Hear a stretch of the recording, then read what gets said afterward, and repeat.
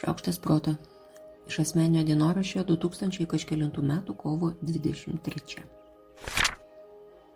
Kaip įdomiai veikia suvokimas. Gal kaip logaritminė liniuotė, gal kaip fraktalas. Kai tik atkreipi dėmesį į ką nors, kas sukelia emocijų spyglį, visa kita kažkaip visai susitraukia ir išblanksta. Skauda pilvą ir aplink gyvenimas sustoja. Po to nebeskauda ir tuštuma pasaulyje užsipildo tyra šviesa.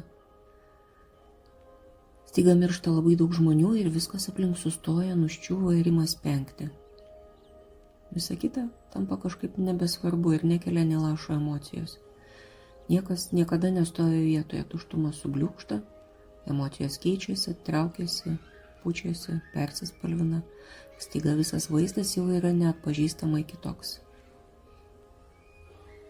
Terminas impermanence, nepastovumas, jis skamba steriliai švariai, bet turbūt teisingiausiai. Tai, kas yra svarbu, teisinga, ypatinga, galioja tik tą akimirką, jeigu spėjai pagauti akimirką.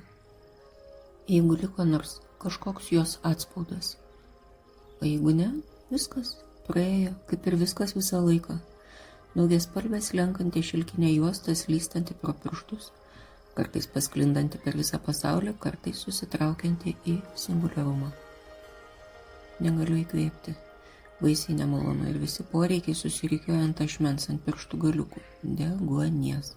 Daugiau nieko nereikia, visiškai nieko. O po to deguonis ateina. Ir užplūsta kiti norai puokštėmis ir fejerverkais. Kas pamena, kokia ką tik buvo anos akimirkos struktūra?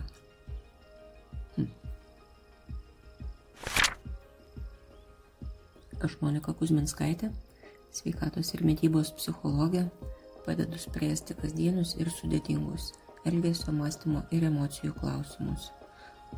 Rašau, skaitau paskaitas, teikiu psichologinės konsultacijas. Mane rasit socialiniuose tinkluose vardu Šaukštas proto arba gyvai Vilniuje Goštauto gatvėje. Rašykit man asmeninę žinutę socialiniuose tinkluose arba elektroniniu paštu adresu šaukštas.proto@gmail.com. Taikos ir ramybės.